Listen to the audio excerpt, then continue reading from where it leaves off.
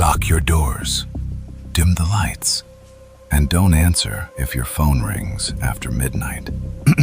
Welcome to Whispervale After Dark. Some phone calls should never be answered, especially when they're coming from a place that no longer exists. In 2024, a county dispatch office in northern Arizona released a routine maintenance report. Buried inside hundreds of pages was a single entry that made no sense. At exactly 3:17 a.m., a 911 call had been received from the Blackwood Hotel. There was only one problem. The Blackwood Hotel had burned to the ground 30 years earlier. No active phone line, no electricity, no building. And according to the official recording, someone was still inside. Most people think abandoned buildings are empty.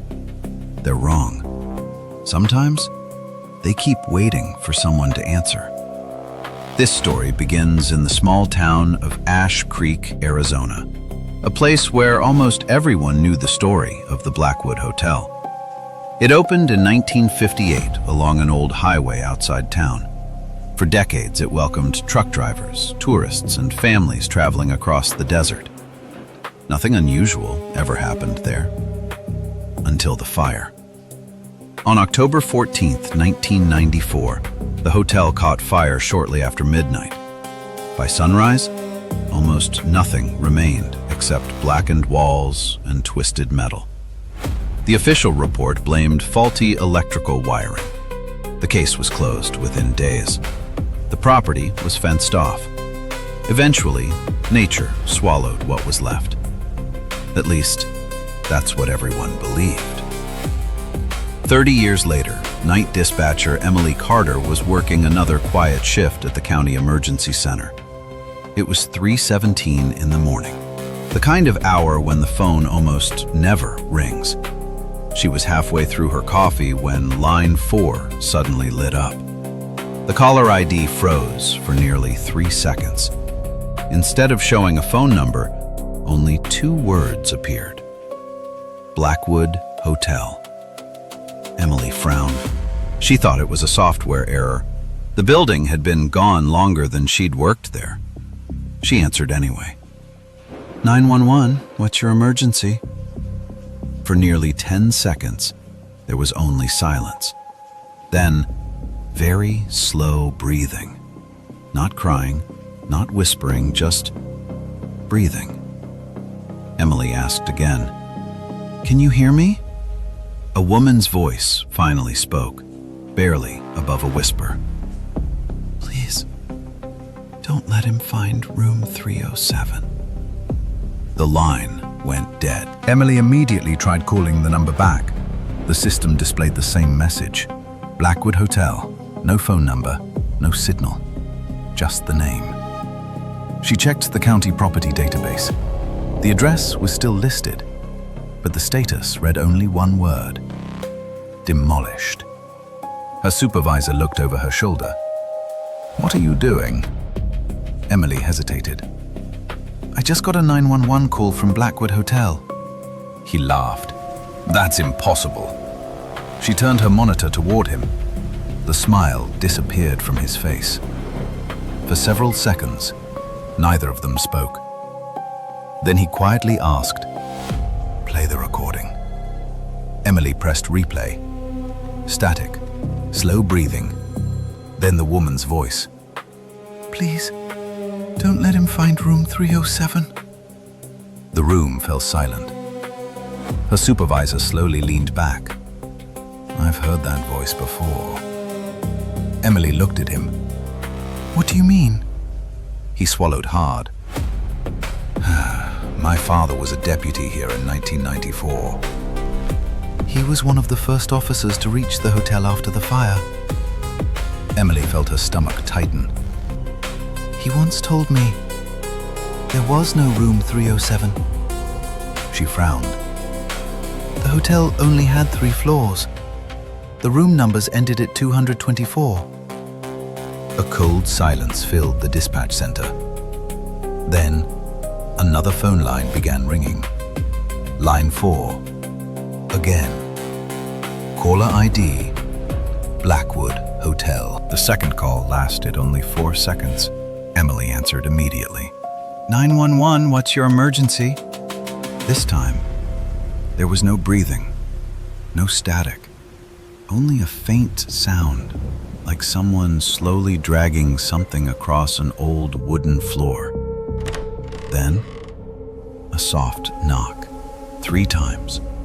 Knock, knock, knock. The line went dead. Emily stared at the screen. What was that? Her supervisor didn't answer. Instead, he walked to an old filing cabinet in the corner of the dispatch room.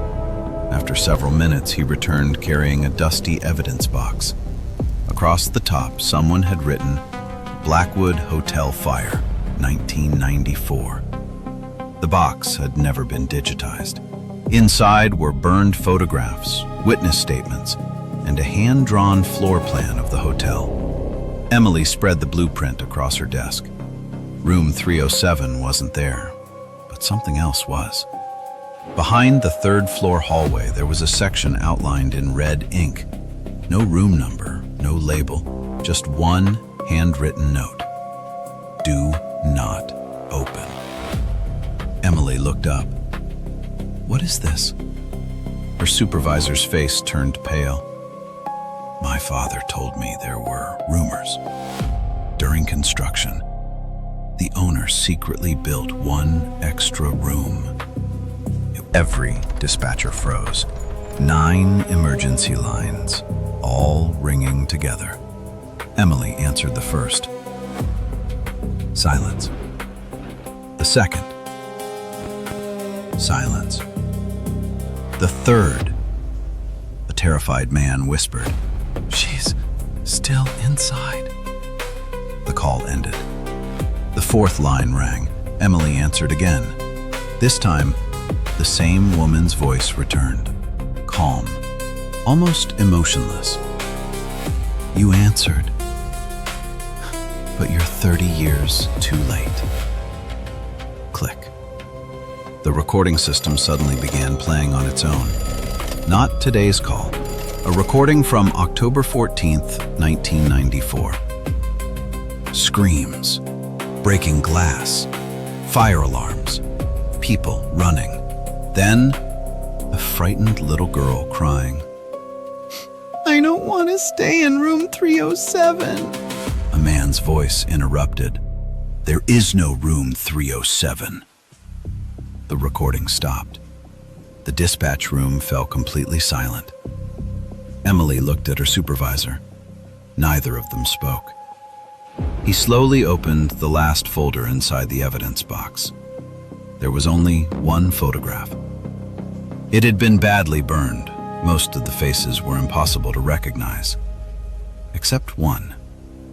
A young woman standing near the hotel entrance, holding a small black suitcase. Emily's heart stopped. It was the same woman whose voice they had heard only minutes earlier. On the back of the photograph, someone had written a single sentence. Missing. Never found.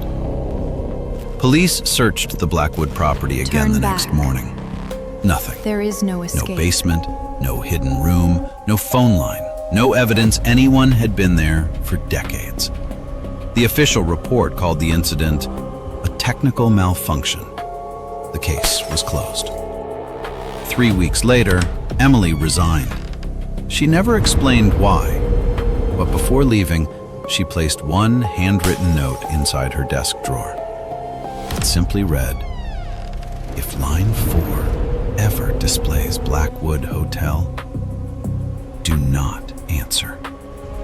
She isn't asking for help anymore. She's warning you. If you enjoyed tonight's story, remember to lock your doors, dim the lights, and I'll see you in the next nightmare. Welcome to Whispervale After Dark.